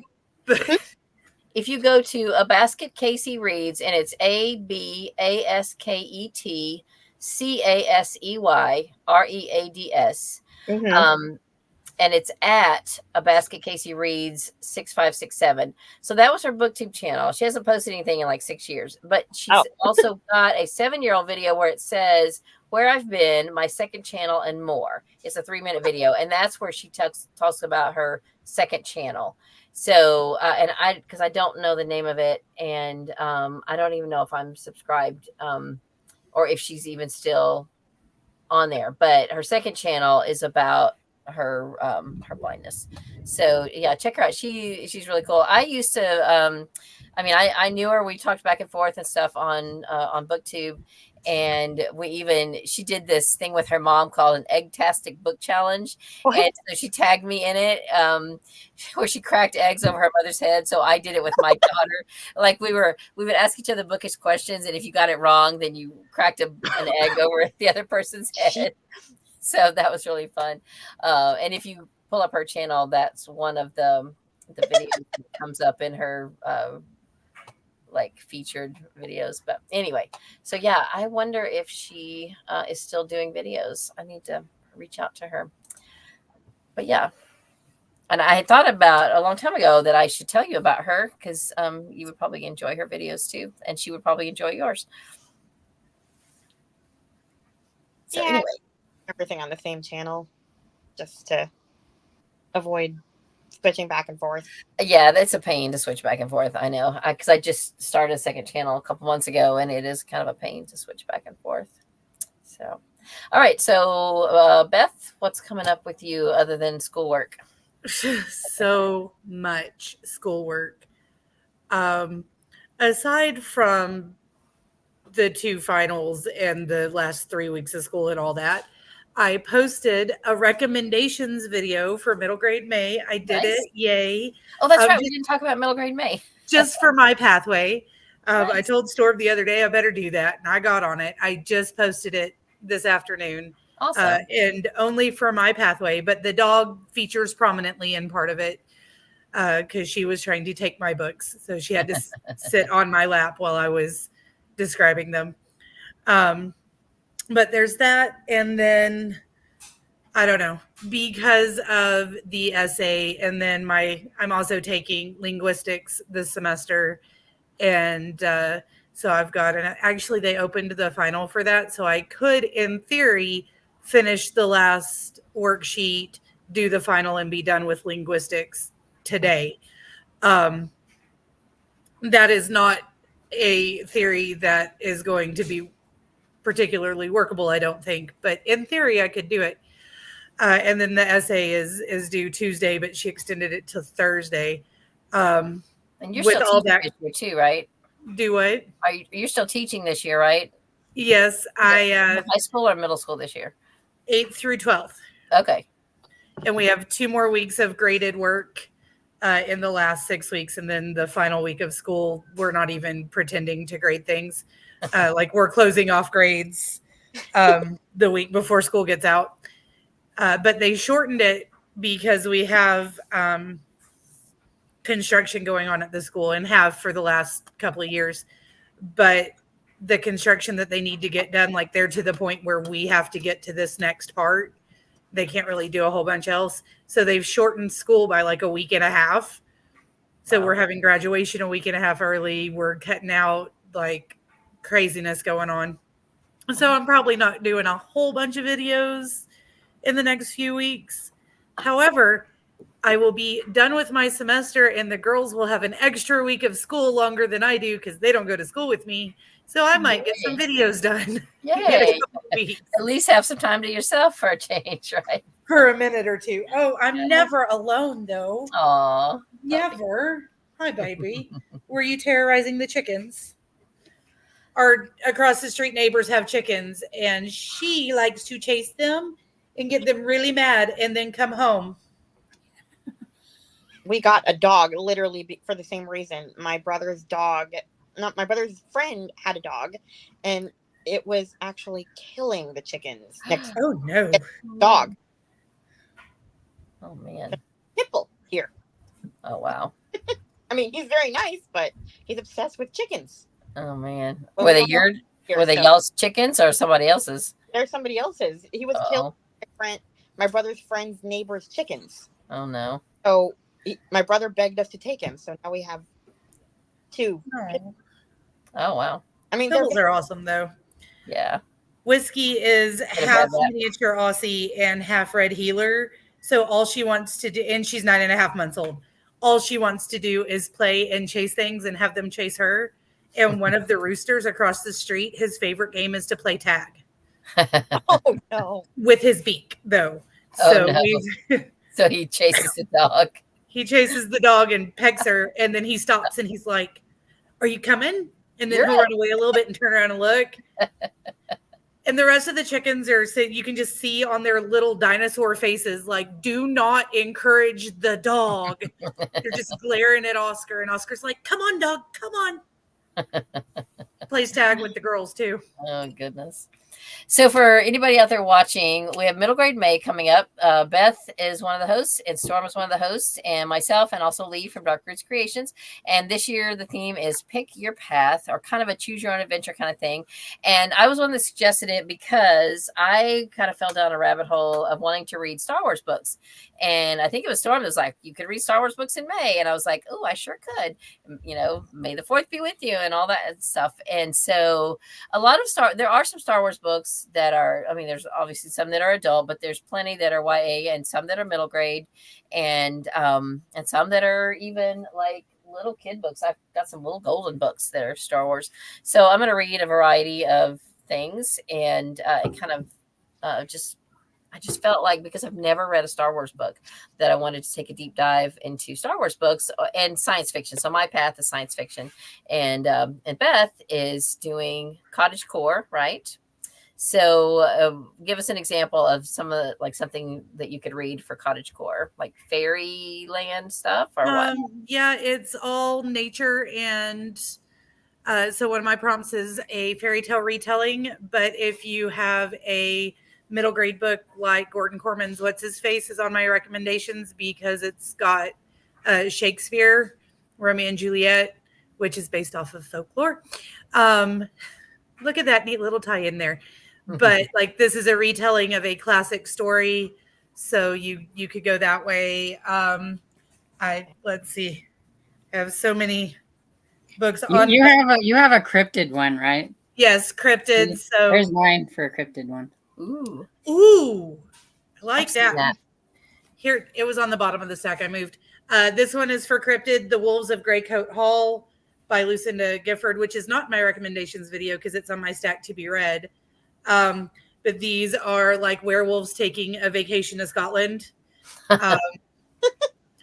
But you could also do something like the I Survived books. Read one of the I Survived. Because yours is like the natural world type stuff. So fairy tale retelling, taking a hike. One of them's like read a short book that's set in nature.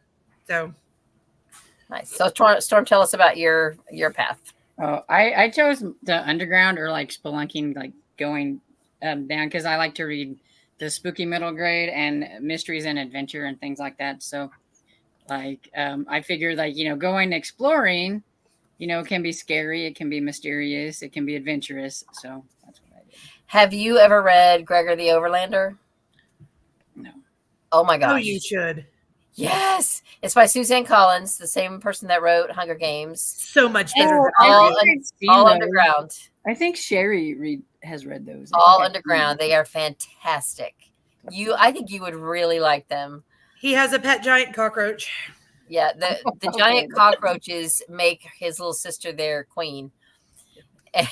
It's so fun. The premise is, for those of y'all that haven't heard about it. I think they live in New York. These kids, and the little sister falls down a hole, and so he goes down after her and finds himself in this huge underworld where everything is giant, like giant cockroaches, giant bats, giant everything. And it is so good. Oh my gosh, it's fantastic. It's 5-book series. They're middle grade, and for Storm's Path, those would be my highest recommendation.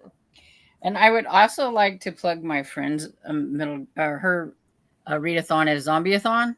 Okay. And like, there's plenty of middle grade zombie books. Yeah. Dead City by James Ponti. I've read that. I'm reading the second one in that series for it.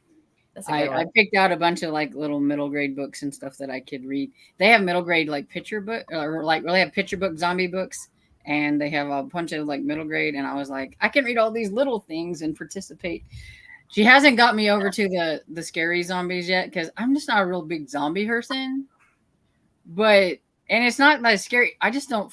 The books that I have read, I don't find them very action-packed or anything. And I think a zombie should be like a lot of action.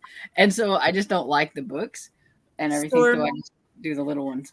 On Disney Plus, they have some of the newer Disney movies that came out for the Disney Channel. Zombies 1, 2, and 3, and my girls are currently obsessed with them. And they are some of the stupidest musicals you'll ever see in your life. But you should be like, hey, I watched zombie movies and just watched the Disney musical and be like, I participated. I read a little golden book. I watched this about a zombie going to regular high school and falling in love with a cheerleader. One of my books is it's a series. It's My Big Fat Zombie Goldfish. So, Paula, do you ever read any middle grade? Well, yeah, I participated in middle grade March last month. Awesome. I'm not up on videos. I've been getting ready for my trip and then traveling. I'm painfully behind on everyone's videos. Yeah, I do read middle grade. Nice. What are some of your favorites?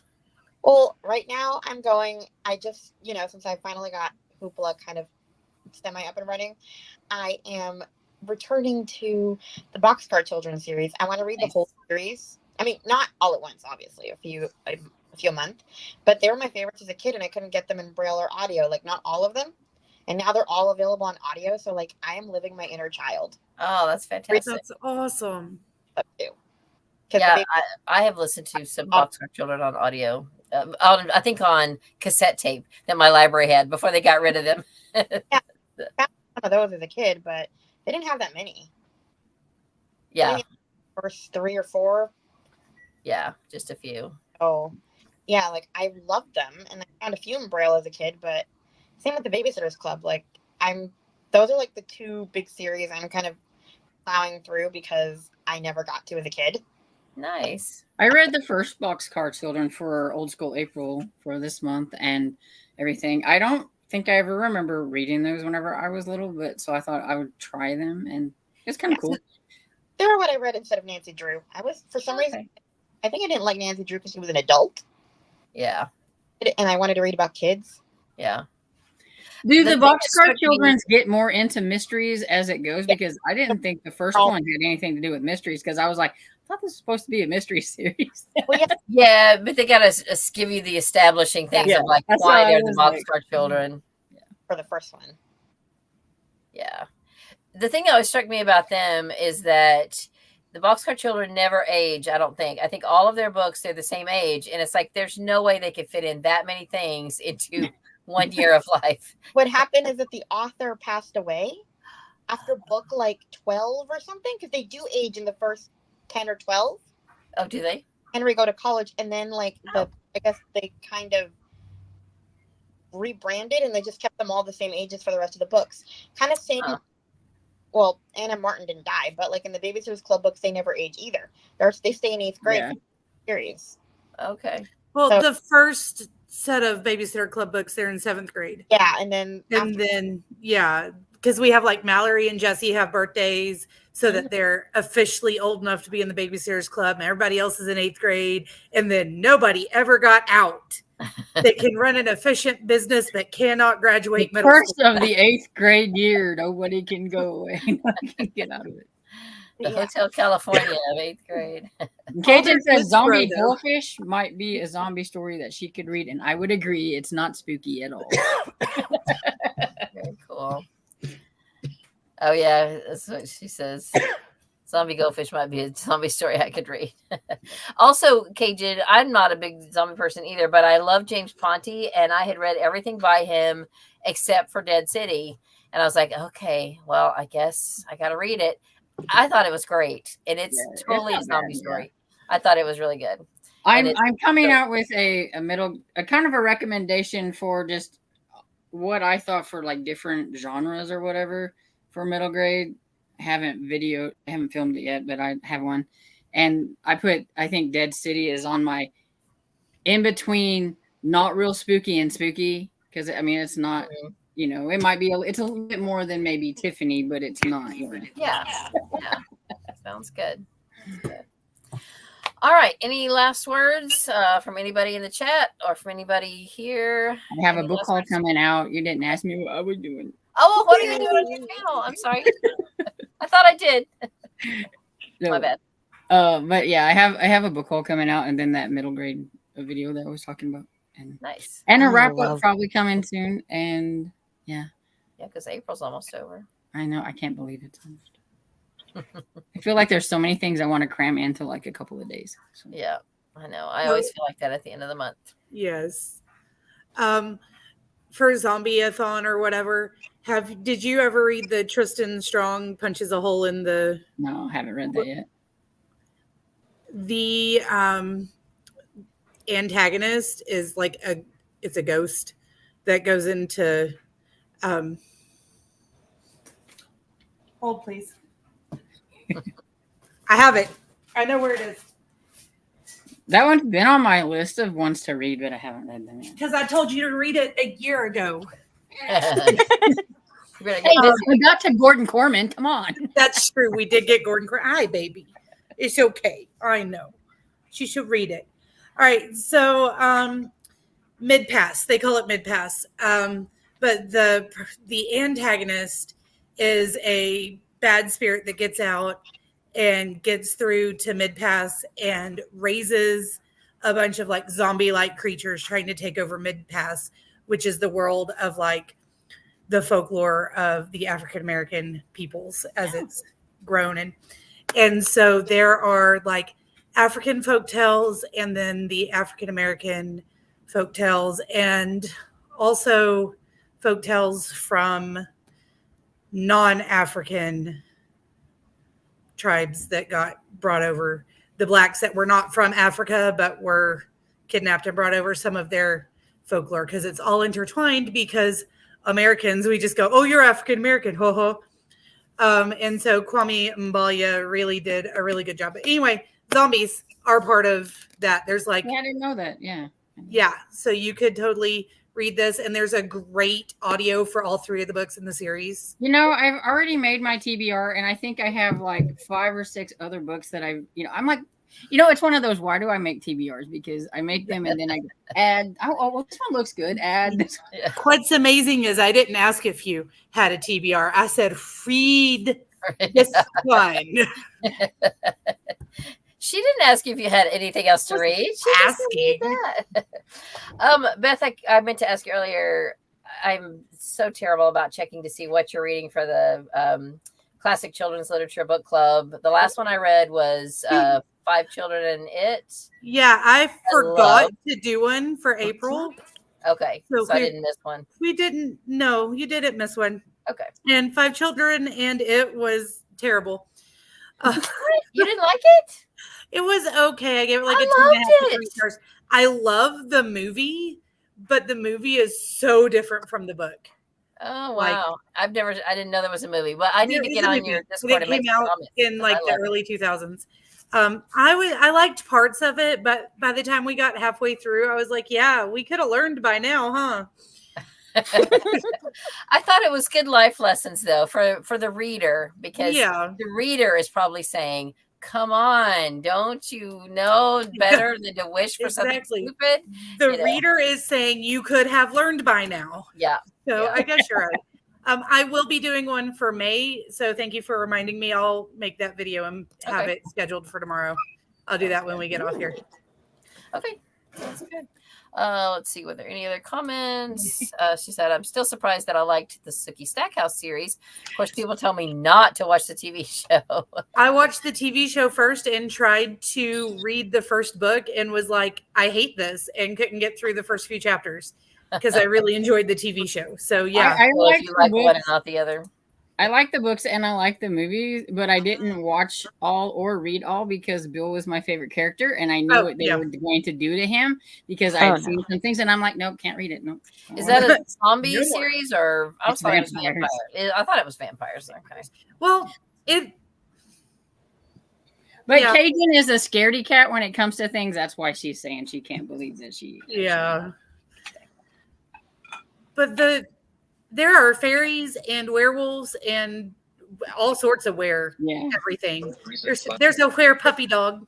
I don't even remember what kind of, like a were cocker spaniel. I got nothing. Oh my goodness. He had really cute floppy ears. I liked him better as a dog.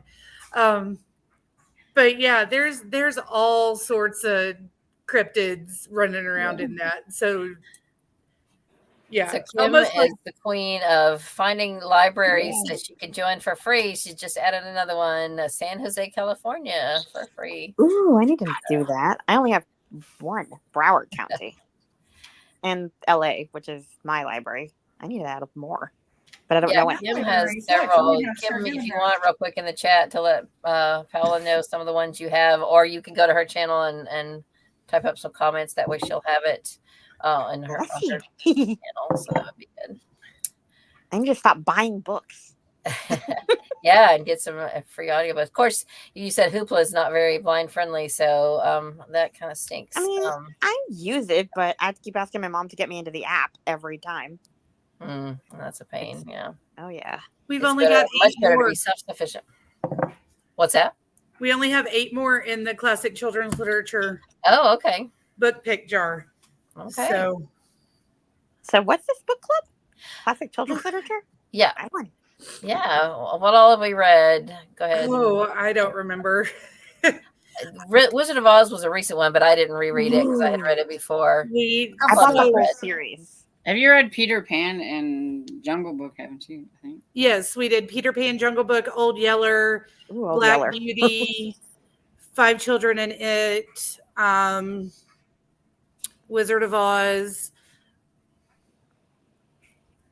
Little House in the Big Woods. Yeah. We did that for the Laura Ingalls month.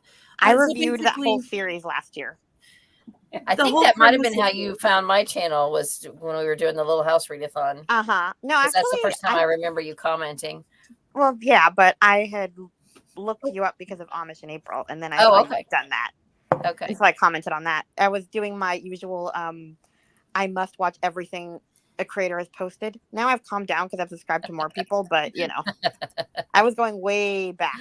And that was very cool. Thank you. We also did a Little Prince at one point. The whole premise is that, so when I started it, I was working on my master's in literature and realizing how little information we actually have on like middle grade literature, which wasn't actually quote unquote a thing until the 70s and 80s. And so I was going through, and that's when I started looking at, is this book actually a like children's book? Should we be teaching this to 2nd and 3rd graders? Or is this more of a actual legitimate middle grade book or even a young adult book? And we found out like Black Beauty was originally written for adults. Oh.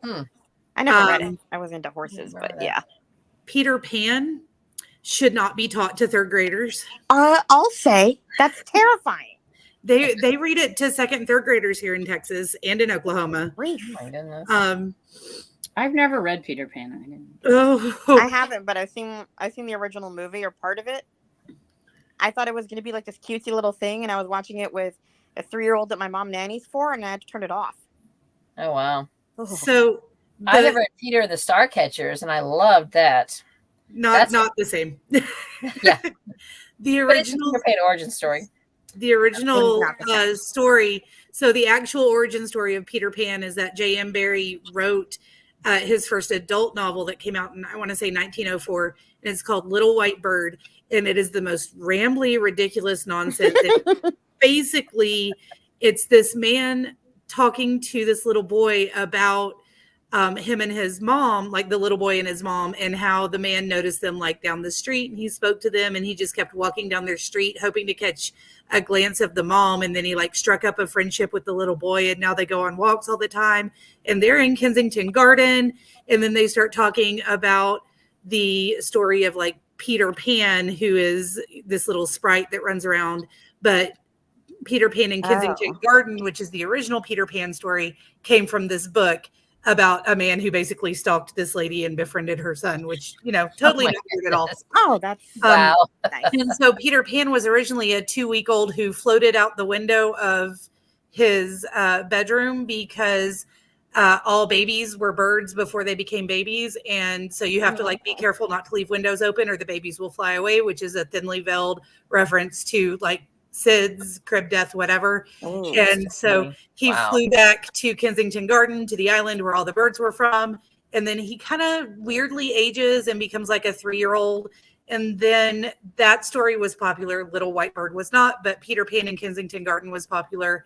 So then he wrote Peter and Wendy, and it became a play. And he based that off of the children that he met with their family, who he also illegally stole custody of after their parents died, by the way.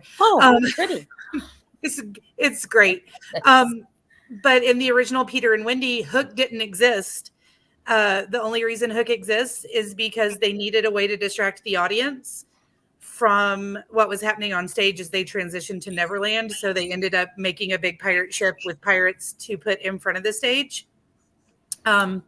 And that distracted the audience and kept them in the story while they were transitioning to Neverland, because J.M. Barrie said that he thought Peter Pan was enough of a villain that he didn't need anybody else in the story, and he would have never put pirates in there if it weren't for the need to have that distraction in the play. Huh. Wow. Because Peter kills the Lost Boys. They age. He doesn't. Wow. Ooh. The very first line in Peter Pan is all children age except one. Or all children grow up except one, and that is Peter Pan. So the Lost Boys, he kidnaps these kids, and as they get older and start thinking about families and missing their moms or whatever, he kills them. And and we read it to 3rd graders. And wow, I've never read Peter Pan. I only got a little bit into where the pirates came in. I wasn't interested. Why did he have to kill him? Why couldn't you just send him home? Because he's narcissistic. Oh my goodness. I don't like Peter Pan that much, like the movies or anything, so I've never read the actual book. But my favorite and only book that I've ever liked of Christina Henry's was Lost Boys. It's about Peter Pan, and it's he's so mean and everything, and you really like the guy that's supposed to be the Captain Hook, and it's kind of Captain Hook's story about how he and I'm like, I always liked Captain Hook. Also, the only Christina Henry book. Well, no, I can't remember the other one I liked, but I read the other one I liked because I liked that one. It was like, yeah, I'll try another one. Did you try Alice, the one that's Alice in Wonderland one? No. I did not. But yeah, I that was my like one hit wonder from her. I haven't liked any of the other ones. I don't think I've read anything. I like Captain Hook. I've always liked Captain Hook. Yeah. And then when I researched Peter for one of my master's classes and was like, holy cow, that makes so much sense. Now I know why I like Hook. He's a victim, not a villain. Oh. Trap these poor adult pirates on an island run by a narcissistic 11-year-old out here murdering people left and right. Oh my goodness. Well, on that note, we should probably sign off. Yeah, I gotta go. I gotta go. Oh my goodness. Paula's like, get me away from Beth now, please. Nah. All right. So real quick, Paula Kim says she has 10 libraries: Broward, Harris County, Texas, Miami-Dade. Oh, hang on. The Miami-Dade she pays for. I know that. I can't talk right now. Hang on. But Harris County is a free one. And can you email me the names? You have my email. Me? Yeah. Yes, I can. And That'd then be easier. she said, I do have several I paid for before I knew that there were all these I could do for free. And then Lori, is it Laura or Lori? Lori Schindler says, interesting book chat. Thanks. Reinforce the adage. That's my old Braille teacher. What's Hi, that? Schindler. Oh, she's your, whose teacher? My teacher. Well, she was. She was my elementary school Braille teacher. We keep in touch, so I told her I was going to be on. She's got a kitty on her profile picture. Yeah, she has a cat. She says she thought Miami-Dade was free. Yeah, I think Miami-Dade, is it like $60? $65 a month or a year. $65 a year, I think. Yeah. Because I had that, but then I let it go because I found these other free ones. Yeah, I only have Broward and LA, which is mine. Okay. Yeah, I don't have any extra ones because I've said this before. My daughter, who just rang my phone, I got to call her back. She never uses her Hoopla, so I have an old phone, and I just keep my old phone logged into her Hoopla, so that if I need an extra Hoopla or two, and I don't even use all of hers, I have plenty because I have not only Hoopla and Libby, I have Everand and Audible Plus. So I have. I don't know if you've heard of Libro FM. I should probably plug that since everyone's here. I have heard of it, but I don't think I have it. Is it a paid one? Yeah, it's the same thing as Audible. It's literally the same price, the same deal, except that you can your money goes to an independent bookstore and you get to pick it. Okay. So I have Audible and I have that as paid subscriptions. That's where I get my books. I keep, they want you to cancel Audible and get Libro, but I couldn't because the sales are too good. Yeah. But yeah, Libra. And doesn't Libra FM is it the one that kind of supports indie bookstores? Yeah. Nice. Mm-hmm. I just thought I'd add that in because I don't know a lot of people who have it. Yeah, I've never heard of it. So Cheryl says next month is Jewish Heritage Month. Thank you for letting us know. So many of my middle grade books will be in that area. Very cool. Let us know if you find any new favorites. Cajun says, I wish I knew that, Cheryl. I will read a Passover. I read a Passover mystery last week. I could have saved it. Yeah, I didn't know either. I did not know that either. And I read a lot of World War II historical fiction. Okay. Yeah. Oh, well. Hold on. Oh, that's got something else. I never know how to sign off of these live chats. I just want to keep talking. Yeah. It's eventually you have to say, okay, bye. I know, right? Yeah, I gotta go too. I have to take my niece home. This It's isn't a what I 2-hour was thinking of. All right, okay. I have a middle grade historical fiction somewhere. That's World War II. Cool. I thought it was right there, and I could be like, this might be a good one, but it well, you can mention it in a video, in a middle grade video. You can mention that it's Jewish Heritage Month, and there's an option. So, all right, well, we will sign off now. Thank you all for coming on. Also, thank you, Sonia, for coming on. I know she had to leave earlier. Thank you all for being in the chat and for commenting. Congratulations again to Christine, I believe. Christine and Barbara for winning a copy of Farmer's Market Mishap. I will finish reading it myself, and I will also try to find a copy of book one. Barbara, let me know if you have ever read book one or if you have it. If you don't, like I said, I will work on trying to find that. And if not, if I can't find it within a couple of weeks, I'll just send those, and maybe you can get it from your library or something. So anyway, thank you, everyone. Storm, Beth, Paula, and Sonia, and for everyone in the chat. I guess that's it. So I always like to end videos. Have a great day. Read a good book, and God bless you. Bye. Bye. Bye. How do I hang up? I think you